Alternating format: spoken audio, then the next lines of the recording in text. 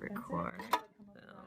I was going to say I'll try to put my painted toenails in there. Yeah, don't worry, it's all good. I mean, part of, I think, getting these kinds of videos is, you know, like it's fun to make them more real and authentic. But anyway, so good morning. Thank you all for being here. I'm so happy. Gosh, we're in lovely Vermont. Vermont serenity all around us, which I love. As we know, I've said that probably a million times since I've been back. I've just moved back here, and I'm loving it. My story, I'm going to tell you guys a couple of stories just so that you can understand perhaps the path from here, kind of all the way back here through professional skydiving to life coaching and how I got to be doing what I'm doing now, which is life coaching and running my own business as a life coach. Okay, so I went to Middlebury, love Vermont. After Middlebury, I went to New York City and was in investment banking, like did the whole like corporate lifestyle, cool, right on, made a lot of money, but I was always very passionate about skydiving. I'm like, oh, skydiving. Eventually I figured it out, got good at skydiving, and I became a professional skydiver. Obviously there's more to that story, but for the sake of brevity today, so it leads me, I'm now in Southern California, and I'm jumping out of airplanes for a living. I'm running events and marketing. I'm like basically living my dream at like 26 years old as this salaried employee at a drop zone in Southern California. I'm loving it, completely loving it. I'm just like, oh my God, I'm so happy. And I was very happy. And one of the experiences that I had during that time was I met a man named Jim. And he's an older man. He walks up to the desk at the drop zone one day, and he's like, well, first of all, this is a key part of the story. He's an older guy. I think when I met him, he was 66. So older gentleman who had never skydived before, and kind of, I think as we get older, maybe we get a little bit more stiff, and it's just a little bit physically harder to do things. So he walks up to the drop zone desk and he's like, I want a base jump. Now, if any of you know what that is basically where you jump off of things. It's different from jumping out of airplanes. Jumping out of airplanes, you have 2 parachutes, it's safer. And base jumping is a bit different where you have 1 parachute and it's, people fly the squirrel suits and the whole works. So anyway, Jim walks up and he wants a base jump. You have to learn to skydive first. He didn't know that. So he's like, okay, great, sign me up.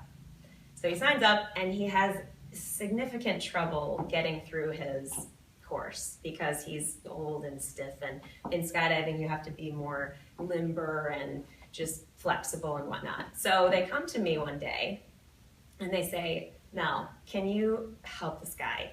Like he is stuck on level 5. He just can't get through this level. He keeps failing. And so basically they asked me to take Jim under my wing. Ha ha ha, not intended. Pun not intended. And so I'm like, yeah, great, awesome, I would love that. And so Jim and I end up working one-on-one together, and he ends up we get him through his AFF, which is accelerated free fall, the program through which you have to go to get your skydiving license. And Jim, once he gets his license, he goes crazy. Like, he probably has more skydives than me right now. I have 10,000 skydives. But anyway, maybe not that many, but a lot. He gets better. He flies wingsuits. He, does all kinds of things. He's on every load every day at the drop zone. Like, he's loving it. It's just great. And he's so happy. He's like, oh my God, thank you so much, blah, blah, blah. And we just become friends. We're like now great friends. So I get an email one day, and we're looking for older people who are doing extreme things. And we want to do a commercial. It's for the V8 drink. And so I'm like, duh, Jim Hickey. And I send this long email about why Jim Hickey should be chosen to do this commercial. And he gets the commercial. He does the commercial. Okay? So it's like all this cool stuff is happening for Jim. It's just awesome part of the story. So rewind I'm living my own dream that I hadn't really even thought was possible, right? I'm sitting at a desk in corporate America. Yeah, I'm doing the thing, what have you. And then I become this professional skydiver. I'm like, holy crap. Then, as I'm in that part of my career, and I have to reiterate, it was joyful, truly joyful. And I really do credit a lot of my success in skydiving and in the sport of skydiving from that pure, genuine love that I had for what I was doing. So one day, I'm in that joy and experience of this thing. And I had this sort of, I describe it as a foreshadowing moment with myself where I was like, ooh, I'm happy now. I'm really happy now. But I recognized if this is all that I do, I wasn't going to be happy forever. Right? If 5 years from now or 10 years from now, this is what I was still doing, I like just had this thing where I'm like, oh, I can tell I'm not going to be happy. So luckily I still was at the time. And so I was like, okay, let's go on an internal investigative inquiry. You know, let's figure this out. What do I like? What am I good at? I started to brainstorm. I wrote this, and this, and I was like, oh, event manager, oh, this, oh, that, I don't know, yada, yada. You love not giving any details. Hilarious. Seinfeld fans, yada, yada, yada. So I actually, in that brainstorm, wrote down the description of a life coach, and I didn't even know what a life coach was. So through my internet research and what have you, I discovered that life coaches existed. And I was like, oh, life coach, oh, what a terrible term. Like, I was so turned off. I'm like, oh my God, this is awful.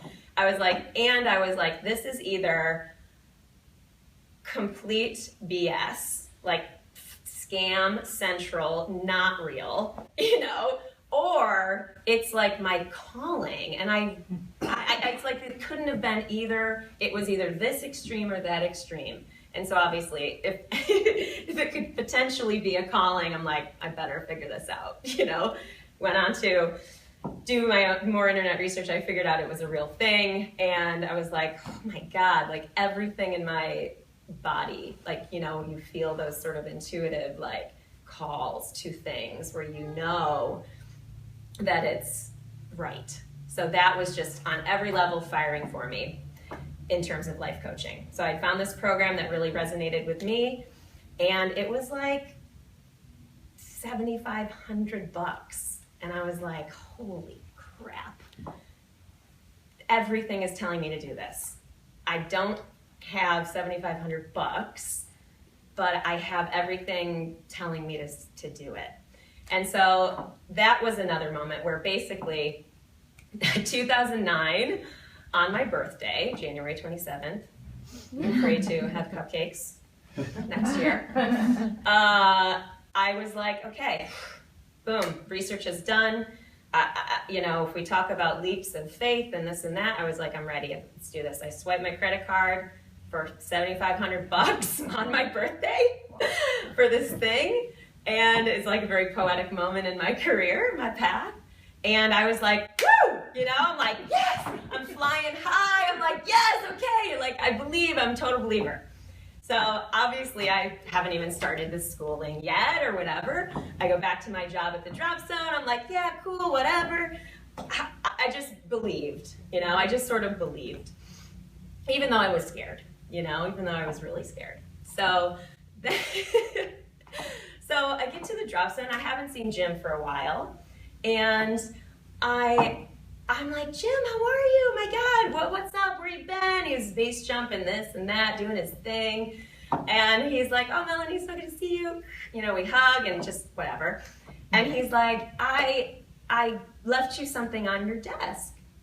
And I was like, oh, cool, awesome, thanks. You know, go about my day.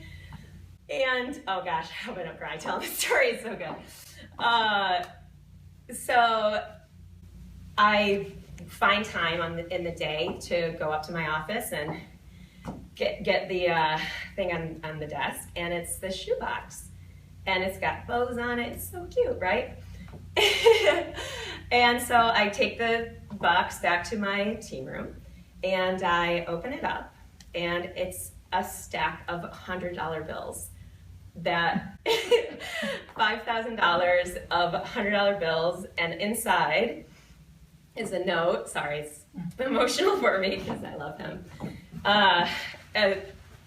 That says, Melanie, I've always wanted to give shoebox full of money to a deserving person. And so because of the V8 commercial, he was inspired to give me money, part of what he made from that commercial, which for me, as soon as I opened that up, it was like floodgates. I started bawling. I ran out to the drops, and I'm like crying my eyes out.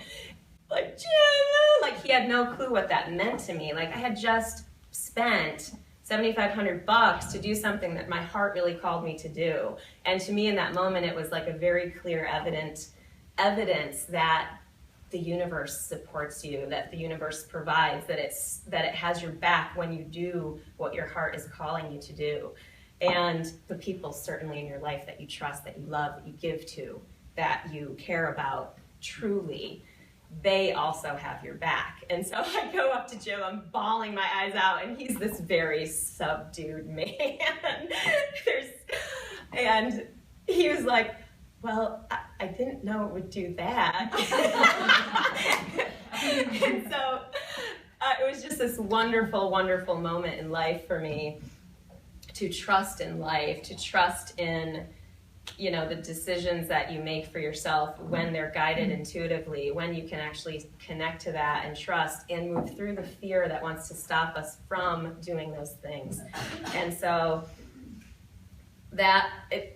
another kind of interesting thing to support the universe story is that happened probably the same week that I swiped my credit card. And so I felt just crazy over the top, obviously supported. And then the next week, like a few days later, I also got a commercial where I was a stunt double for an Emerald Nuts commercial where I made like 25 grand. So the universe had my back like insane amounts. And obviously now, if we fast forward to where I'm at in my career, I'm moving beyond and past my professional skydiving and moving more into this career of life coaching where I'm working with my clients to have those internal conversations with themselves to go, what is it that's stopping me? What is it that I am called to do? What is it that I can see that I love about my life and that I'm not doing or stopped in some way? And so we have those kinds of conversations so that these types of clearings and life experiences can take place. So that's my story. I hope you liked it. Wow. Congratulations. Wow. And just to show you. That's the shoe dog. It's the shoe. A good brand too. That's awesome. Oh my gosh. That's so awesome. It's empty. And yet full at the same time. Great story. What a great story. What an amazing experience. Yeah. Just knowing. Mm-hmm. Yeah. Yeah. The note's inside, but Yeah. It's interesting that you say that. Recently there was a photograph of Georgia O'Keeffe in front of one of her paintings with a quote, I'm constantly terrified, but I never let that stop me. Yeah. And it's true.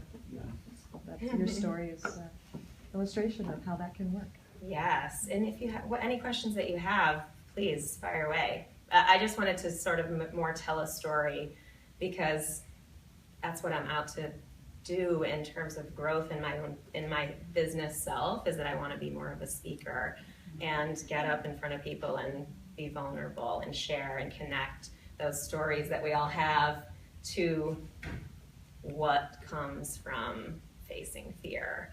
And dang how hard that can be, and how much actual effort and internet research about life coaching that can take, and how that process is normal and rigorous, and you know, that it's, I don't know, good. I got a question. Sure. So can you fill in the gaps after that? So I think you're from Arizona, is that right? No, I'm from upstate New York. I Oh. lived in Arizona for a time, and I lived in Southern California for 9 going on 10 years. So you started your business, and then where was it sort of centralized, and how do you work with clients if you started on the West Coast? I mean, just all those kinds of logistics. Great question. Great question. And part of what interestingly, so my skydiving career, it wasn't always based in Southern California. It exploded there, and because I was based at one place. But how it sort of works is that, well, not works, but how it at least happened for me is that I met tons and tons of people that came to my drop zone in Southern California. Like, I ran all the events, and I wanted to meet everyone. I was the one who was like, hey, I'm Mel, you know, and like, no real fear of that. Like, I love this group. That's why, Suzanne, I'm like, thank you so much for starting this group. Like, I really enjoy this. I'm super grateful to get to know you guys. So anyway, my network, and then I ended up traveling for skydiving. So I stopped working at the drop zone in Southern California and became sort of a free agent. And I was like, the one thing I gave up for skydiving was traveling and seeing the world. Like, I don't see my family as much as I'd like to, all this stuff. But clarifying for myself career-wise, I don't want to be in one spot anymore. So I was able to travel the world and did all this cool skydiving stuff with events and stuff like that, and met more people. So to speak to your question, is that my business, my life coaching business, I've always designed it so that it could be mobile, because I was like, I don't want to be stuck in one spot physically, because my family's in upstate New York. I live here. I want to see them more. I want to go do this. I want to go do that. So I've always been very clear with my business in that it's designed and based around lifestyle. So I only talk to my clients on the phone or Skype for the most part. Like, I will make an exception here and there, but for the most part, all of it's mobile so that I can be anywhere. Okay. So my clients are all over the world. Wow. And it's great. My skydiving network very much supports me in my life coaching business still, even though I'm not actively skydiving as much. How do you keep the funnel full of clients? Or is it word of mouth? Is it your referrals, or Great question, isn't it? Blog? Or... Yes, I definitely have a social media presence, and I'm very regularly active online for sure to keep the conversation going and stuff like that, with the intention of always adding value. So it's both telling my story and showcasing my lifestyle, what I've chosen to do, which is what theoretically the clientele that I have will be interested in, both lifestyle-wise, but also in terms of how we approach problems and stuff like that. But so yeah, I would say it's definitely a lot of word of mouth, like being awesome, always delivering high value, you know, really aiming to go beyond and care legitimately about what you provide people, both in that social media presence and interpersonally, and you know, just like following up with your network and really staying in touch, and also when you can offer help doing that, and just really, I don't know, I guess I'm very intensely committed to that style of giving to my network and caring about it and really respecting my audience and that type of thing. So that's, I'd say, how my network continues. Word of mouth is huge. If I deliver good work in my life coaching business, that's how I get a lot of my clients. And I write for a magazine, you know, so content marketing and just really being out there as the expert. That's a big deal. My blog for sure, but you know, I think that's actually less of what drives clientele to me. It's more about word of mouth and content marketing, like the magazine, being an expert, positioned as an expert. Did you start with your skydiving clientele? Did you Absolutely. coach anyone? Oh yeah, Okay. definitely. There was a complete transition time of Yeah. crossover. Like, I listen to a lot of entrepreneurial podcasts, Yeah. and I hear this story often where people will have their regular job Yes. and then they transition. So I went to school in 2009 for the life coaching thing. It was a year-long thing. And so 2010, I'm end of 2009, I suppose, starting my business, my life coaching business. But I didn't quit skydiving. Right. You know, I was still working at my drop zone for 2 years. And life coaching, I mean, I worked a lot. Yeah. And I don't know about you guys know this, but a quote I love is entrepreneurs work 80 hours a week so they don't have to work 40 hours a week. Totally. Right? Yeah. Like that's me to a T. I mean, it's just lucky that we get to do things that we care about and we feel like I think that's part of why 80 hours a week doesn't have to phase us. Yeah. So, Well, Did I answer your because it's a question? lifestyle. because we love it. So I think about it, I have a podcast, I talk with entrepreneurs about fear and busting through fear all the time. And I just think that's it's a human need to bust through your fear, to do whatever, walk into a room and say hi to people, whatever it is, right? We all have fears around different things. But I think about it and I'm like, okay, what is it like? You're already dealing with people who jump out of planes, which most people, has anyone else here jumped out of a plane? Right? Like, Really? you're already No? dealing with people, Oh you're my already God. dealing with people who are willing, who've gotten through a fear that much that they not only jump out of planes, but probably many of especially your first clients, did it regularly. Yes, So, definitely. what level of people are we dealing with here? And what is it like? What is it like to coach someone that's already doing that versus someone who, I sat down with Melanie and she told me that she was a professional skydiver, and I was like, I'm a little afraid to fly. What is that like for you? Yeah. In just, you kind of processing who your client is and where they are. Yeah, that's an interesting point, right? To think about. And it's, I think, understandably something one would perceive to say, you jump out of an airplane, you must not be afraid of anything. Right. You must be able to just blow through fear and be a super badass all the time. No. That's definitely what I would say is having busted through one fear doesn't necessarily translate to busting through another unless you decidedly approach it as such. So people who, skydivers, this has sort of been my experience in working with skydivers and my experience with myself, is there is a transition where our minds are open that we've busted through this fear of, I can jump out of an airplane and not die. That's impossible. I can't jump out of an airplane. Jump out of an airplane. That moment is something. And it, I think, takes a bit of conscious attention to see it as applicable to other areas of life. Say entrepreneurial courage or personal growth in relationship where I'm afraid to talk to this person about that subject because I'm attached to this outcome.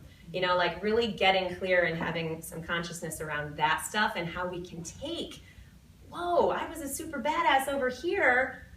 I can actually use it.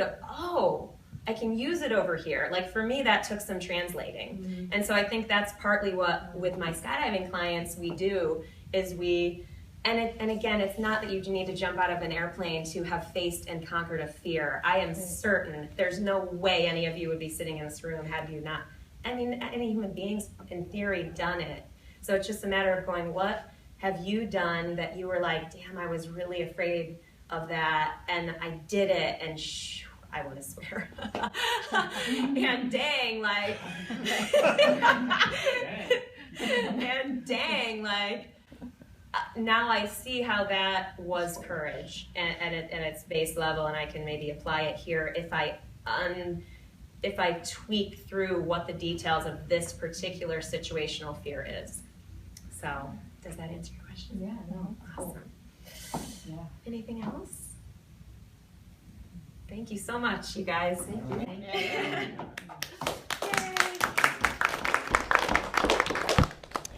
Yay! What's up, team?